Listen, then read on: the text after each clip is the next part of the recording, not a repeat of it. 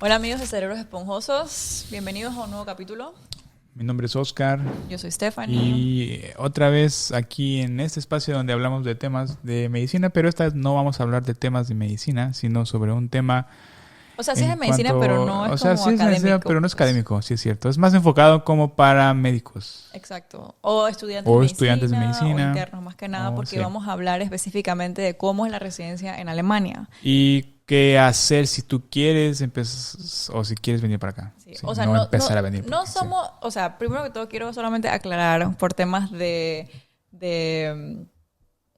negocios, no sé, no somos una empresa que vamos a traer a médicos acá ni nada, solamente lo estamos haciendo. Ni estamos con publicidad de nada, ni vendemos nada. Hablando de este tema porque nos parece interesante las diferencias que hay entre cómo está estructurada la residencia en Alemania y en Latinoamérica, y también porque es como hay muchas muchas cosas, cosas, le interesa. Ajá, y hay muchas cosas que luego uno estando en nuestros países empiezas a leer con tu B1 de alemán y está todo bien complicado y no le entiendes y estás muy agobiado y por eso terminas contratando a estas empresas. Pero sí, a veces son cosas que no encuentras en internet o que no mucha gente habla, pero ahora ya se está empezando a hablar de ello porque es algo que es realidad, ¿no? Que es la falta de médicos aquí en este país. Básicamente vamos a hablar de dos cosas en este video. La primera es cuál es el proceso para entrar a una residencia en Alemania y cuál es la diferencia entre Alemania y los otros países que son muy comunes, o sea, Latinoamérica, Estados Unidos, Canadá, Madrid, España. Y la segunda parte que ¿cómo está estructurada? Exacto, la estructuración en sí de un programa de residencia. Que no es como tal un programa. Exacto, porque, bueno, sí, ya lo podemos decir. Ya lo podemos hablar. Aquí, ¿no? De que... Pero primero hablemos o hablamos ya de... Empezamos a hablar de cómo entrar. Sí, ya, ¿no? Pues ya dilo cómo entrar. O sea, un extranjero que quiere hacer una residencia en Alemania, primero, lo más importante es tienes que juntar tus papeles, es lo importante, y lo segundo, saber alemán. Requisito B2. Ya que tienes eso, te registras en la ciudad, sí. Aquí, haces tu Anmeldung, que se llama, y básicamente son esas tres cosas. Hay muchísimos más papeles que no los tengo ahorita de memoria, pero o sea, para no ya que tienes esto, lo mandas, te dan una cita y haces tu primer examen, que es tu examen de conocimientos médicos en alemán. O sea, de alemán médico. Pues, que se llamaría el Fachsprachprüfung. Porque básicamente la residencia aquí en Alemania no es como en Panamá o en México o en Estados Unidos, que tienes que hacer un examen así estandarizado, que te sientas 3 horas y escoges la mejor respuesta sobre medicina general, sobre bioquímica, anatomía, sobre cardiología, no sé qué. No, eso no es así. No existe. Tú primero tienes que hacer 2 exámenes para que te den tu aprobación como médico en Alemania, o sea, que el gobierno, que la Cámara de Médicos en donde estás haciéndolo aquí en Alemania confirme que tú eres un médico que ellos aprueban y competente, exacto. Y para esto necesitas 2 exámenes. O sea, aparte de todas las cosas burocráticas y todo lo organizatorio que en verdad no nos vamos a meter aquí a profundidad, porque son mucho. Demasiados. Y aparte cambia cada año, así que yo no sé si me depende del estado a donde quieras aplicar, entonces. Pero, o sea, en resumen es el examen de alemán médico que dijo Oscar y luego el examen de conocimientos médicos como tal, que ahí ya oficialmente te dan la aprobación como médico y ya eres como médico idóneo aquí en Alemania, ¿no? Ya puedes ejercer o ya puedes estar a cargo de pacientes de verdad, ¿no? Exacto. Porque cabe aclarar que puedes, después de pasar el primer examen, puedes solicitar un permiso temporal de trabajo que dura hasta 2 años, y con ese permiso temporal, algunos hospitales, no todos, te contratan. Por ejemplo, en nuestro caso nos contrataron con ese permiso y supuestamente con ese permiso no puedes hacer guardias, pero como faltan un buen de médicos, no importa eso, y confían en ti, igual lo haces. Sí, y ya que tienes tu aprobación, ahora sí ya puedes, o sea, que ya que eres un médico certificado, ya puedes estar a cargo del servicio de urgencias y ya puedes rotar en la terapia intensiva. Exacto. Y para hacer esos exámenes, pues obviamente te tienes que preparar, pero yo creo que no son exámenes imposibles. Creo que lo más difícil es que, número 1, son exámenes en alemán, o sea, eso ya conlleva cierto nivel de complicación. Correcto. Y número 2 dificultad. es que son exámenes verbales. Es que es otra cosa, ¿no? O sea, que uno no estudia y dice, a lo mejor sí lo doy, pero aquí es tienes que responder en el momento y no te das tiempo de, bueno, si no me sé la pregunta, paso a la siguiente y luego regreso, si no... O es como una y maybe la pego. O por ejemplo te dicen así como te dan una hoja y dibújame aquí, o sea, La irrigación arterial desde la aorta hasta... sí, algo o así. la irrigación de, o sea, o las ramas de la aorta abdominal como tal, o las vías biliares, ¿no? Hay unos que ya tocaba dibujar, o sea, que son cosas que son fáciles, ¿no?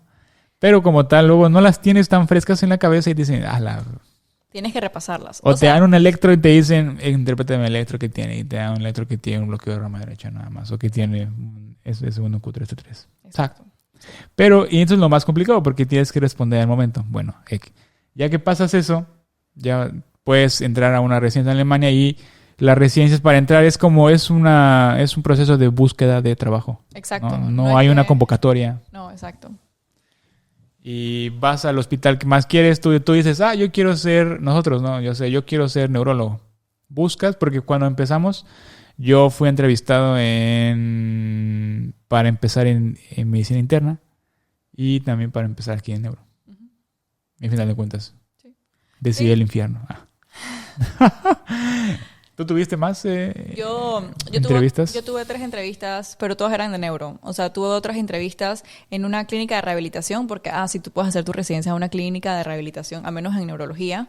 En otra, en Hannover, 2 lugares en Hannover y en Celle también.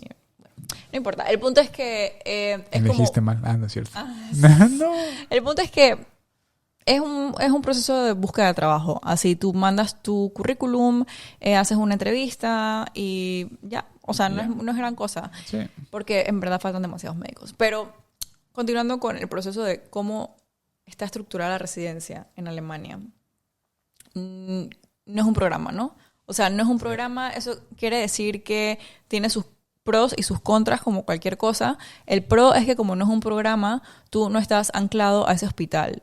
Sí. O sea, tú puedes renunciar como en cualquier trabajo. Si no te cae bien alguien, puedes renunciar y puedes seguir con tus estudios, te van revalidando los años. No es como exacto. En Latinoamérica que estás anclado al programa del instituto tal. Y si renuncias, desde cero. Desde cero. No, acá no. Y también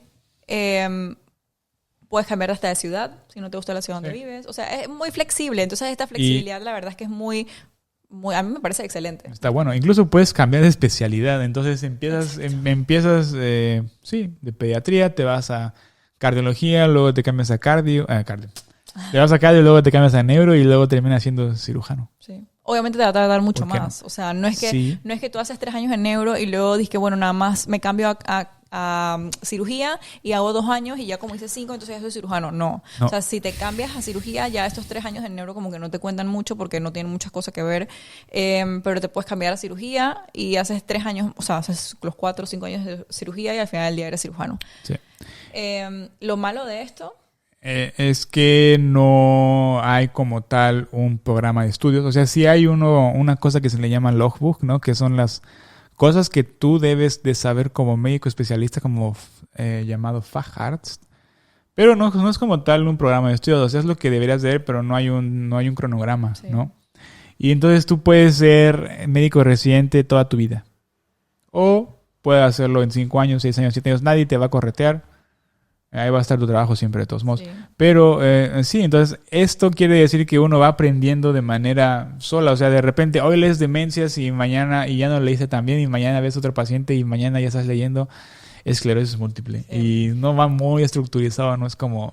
Exacto, o sea, no hay como una academia como tal y eso puede ser también en sí algo que es muy positivo o muy negativo porque acá los alemanes llevan mucho eso de learn by doing, que es como que básicamente aprendes en el proceso más que aprendes antes y luego lo haces. O sea, es como que en verdad literalmente... Es mucho de experiencia. Es experiencia, sí. Es como que tírate al ruedo y ahí vas aprendiendo.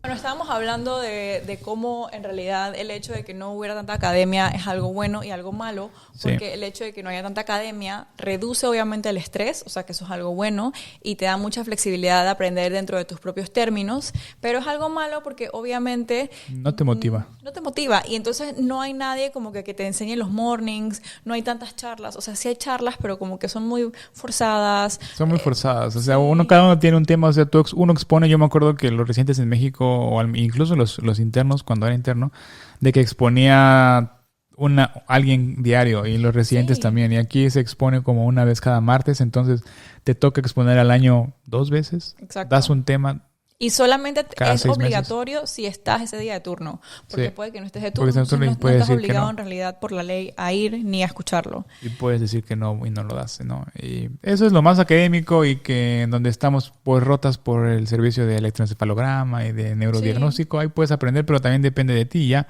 Lo demás es, pues, sí, no aprender nunca nada.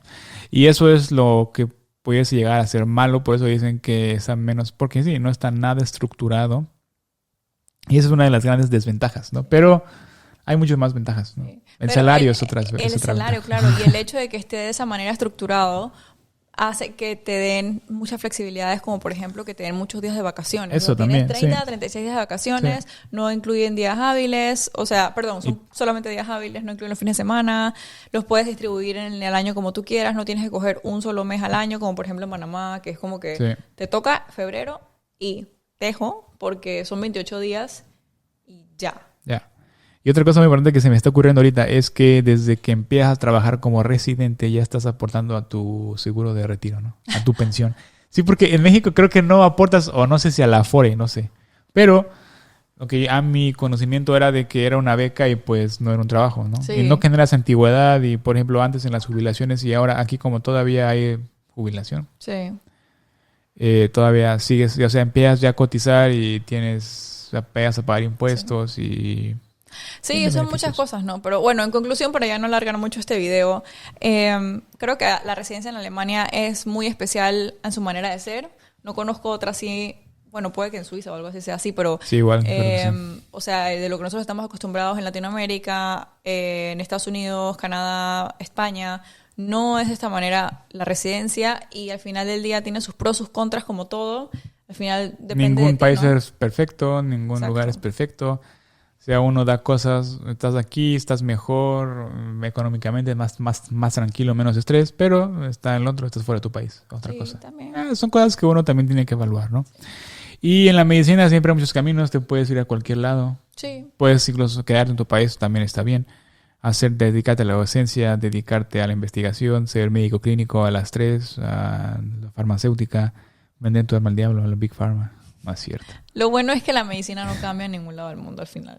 O sea, Lo bueno es que la medicina medicina es medicina, el cuerpo humano es igual en todos lados, Exacto. todos tenemos los mismos órganos Sí. y es universal, entonces la puedes practicar en todos lados y pues sí, el bueno, chiste es buscar tu balance Exacto. de la vida, ¿no? A Entonces, grosso modo, esto es como que lo que queríamos hablar. transmitirles. Entonces, enseñar, o sea, hablar pajita.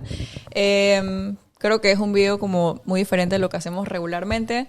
Si les gustó, les interesa, tienen más dudas al respecto. ¿quieren que hablemos de algo más a detalle de esto, el proceso? No lo sé. O de algún otro tema en general de neurología, de qué le pasa a mi cerebro, por qué me pasa esto, por qué lo otro, podemos también Exacto. hacer un video sobre eso. Entonces nos vemos en la próxima. Ahí nos vemos. Tschüss. Tschüss.